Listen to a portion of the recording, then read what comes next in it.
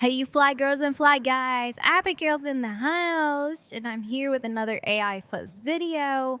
And it's very, very exciting for me to bring this to you because we will be covering Toon Crafter, which was released a little while ago. And you probably heard of it, seen videos from other cool YouTubers and influencers and whatever. But Toon Crafter, for us, it is game changing. Yo, bro, I said that right. Game changing. Yes. This is a step in the right direction for AI animation, for AI video, and we're totally excited, baby, to see where we're going there. So we will go ahead. Let me explain to you what Toon Crafter is first. Here's the gift hub for Toon Crafter for Windows. So Toon Crafter can interpolate two cartoon images by leveraging the pre-trained images of video diffusion priors. So essentially, you can have two images and run it through the workflow, and Toon Crafter will create an animation for you. Here we see some examples. Here's the input, starting frame, end frame, and there's the video. Woo, that is nice. Here's another one, input, starting, ending, and there's the video, little guy with the flashlight. And it also can work with sketch guidance. So if you have sketches, you could actually guide those as well and have them color. Also, you can do this cartoon sketch interpolation. So if you have sketches, it'll animate the sketches. Another cool thing about it, it can actually use reference-based sketch colorization. So if you have a sketch, right? And then you have a frame of how you want to color it, it'll color the damn thing, that color through the animation. Mind freaking blown, baby. Oh, all right. So we are going to link to this description. This is actually Toon Crafter for Windows. They do have it available at the direct main Toon Crafter. We just did this one because it's a little bit easier. And if you have Windows, this is a piece of cake. Well, it's the download. So you will need Python 3.10 and also Git. And make sure you have this, give clone to your custom node. So we're going to jump to ComfyUI now. Ooh. All right. So here's the workflow. We'll be putting this link into the description for our Google Drive so you can download this workflow. It is based off of the default workflow. So we have the load images here. We have 3 to start off with. We did tweak it and add 3 more. So if you wanted to have 3 more reference images, you could add those. They are not available at the moment. You can actually just do that by clicking and hit Control, then Control B. That's all you got to do to make those active. Those are going to a resize image, 512 by 512, because right now Toon Crafter resolution probably maxes out around 512. And that's going into an image batch multi. And again, if you wanted to do 6 images, just change this count to 6. And then hit update inputs. Okay, that's going into an image size and count, which tells you the dimension and the count of images. Here is the download and load dynamic crafter model. You will have to download this model in order for this to work. The links are at the gift hub. So you want to go ahead and download those models. That is going to be going into a Toon Crafter decode. It is very important because this is where it does the majority of the bulk lifting here. Before we go through the code, though, I want to make sure you know this. The Toon Crafter interpolation node. This is where it takes the model and the images and puts everything together. We have our set to 40 images, CFT of 7. Here is a prompt, seed, and everything else would stay the same. Okay, then it goes into the Toon Crafter decode mode, a node, and you set it up to auto. Now, again, very important here, you need Xformers installed. If you don't have Xformers installed, you can easily do it through ComfyUI, the hit manager, install PIP package, and just type in Xformers, and then hit OK, and it's going to say it's ready to install. Just restart. Because if you don't have Xformers installed, this will probably blow up your damn house, because this takes a long time. We have a laptop here with NVIDIA 4090, 16 gigs of RAM, and we have run out of memory a few times. So I would say you need at least 2024 to really run this properly. If you do run out of memory, just hit to prompt again to get past it. It may take a little bit. And that's all going to a video combine node, which saves the image and names it. Okay, so let's get to the fun part. This is our image. Now, what we did was we tested Toon Crafter through different situations. It is meant for anime, I know, but I wanted to push the tool to see if it could be used in other applications. Because Abigail tells you, you don't have to settle for what a tool gives you. Please use the tool, tweak it, and push it as far as you can so that you can innovate and create stuff that you want to. So it's meant for animation, I know, but it does work well with other images. So this is one image of a girl in a field. This is generated through another ComfyUI workflow we have. And I just use the same images as all three images.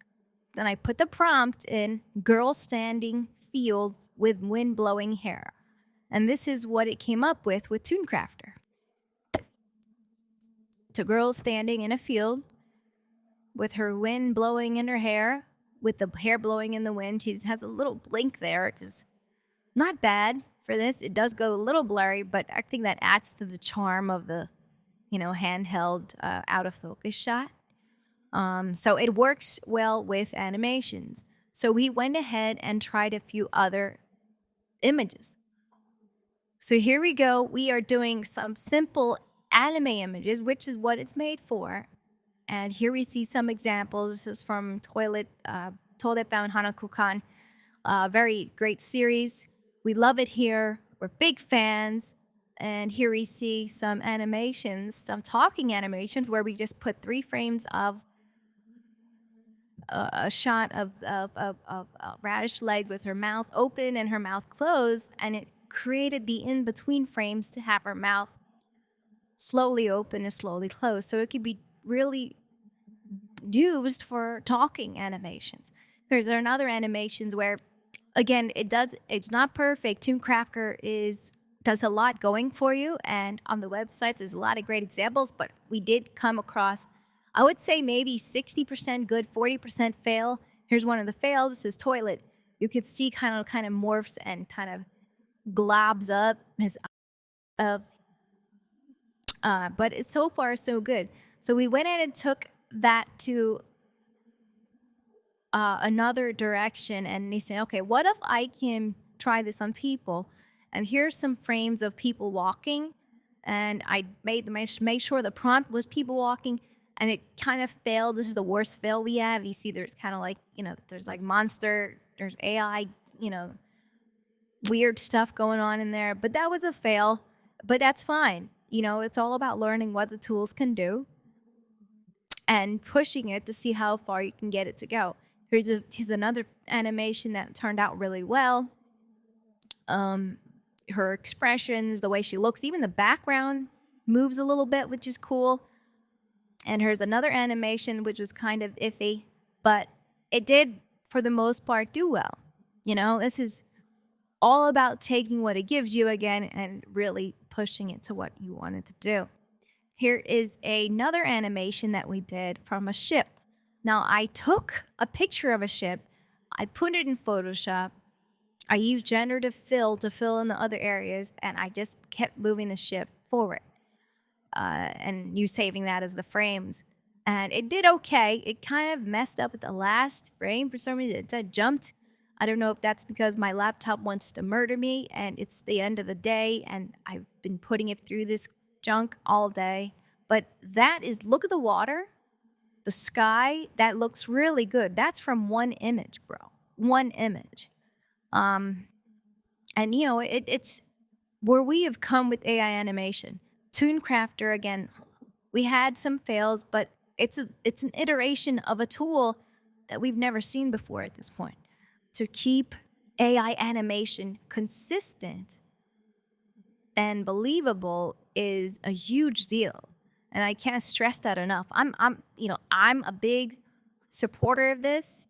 Like AI animation right now, what the tools can give us is basically morphing and you can morph stuff and eyes come out of ball. And I say both eyes come out of tires, and depending on what images you use, it's always morphing and changing because that's just that's just the nature of artificial intelligence, right?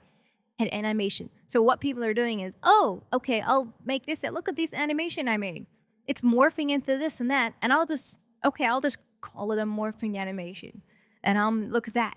Like you're settling for what this is giving you when you shouldn't have to settle because this is not dictating your vision. You know, it's like if you take some paint, right, and just throw it up on the wall, not knowing what you're doing, and everyone's like, oh, and I'm like, yeah, but it's abstract art. Yeah, that's what I call it. It's abstract art. No, bro, you have to go in here and really push these tools to what they can do. Don't settle for what they give you. And I see way too many of y'all doing that. And AI animations, I see a ton of them, just morphing and morphing. And yeah, it looks cool, but to a point, it's going to get dull. It's going to be like, all right, that's AI animation. People are going to pass because they already know the morphing and the shape-shifting is a characteristic of AI animation. So they're going to say, all right, I've seen that, done it, bye. So if we can get these tools to replicate our lives and realism, that is impressive. If we can get to the point where we can't tell if it's AI or real, that will be impressive to me. So consistency in AI animation is huge. We need to go in that direction. Enough with the, sandstorm faces morphing from a rat to a mouse to a cheeseburger. That's all fun and gains. We need to push these tools and give us what we want. And which we should want would be the world. So you can download this. Workflow from our Google Drive. Make sure you like and subscribe to our content. If you have any questions, let us know. Oh, and make sure you go ahead and tell your friends about AI Fuzz because AI is here. Things are moving at a rapid pace, and we want to be able to keep up with it and at least share some of this great content with you guys. And make sure that you guys are in the know because if you're not, you're going to be left behind.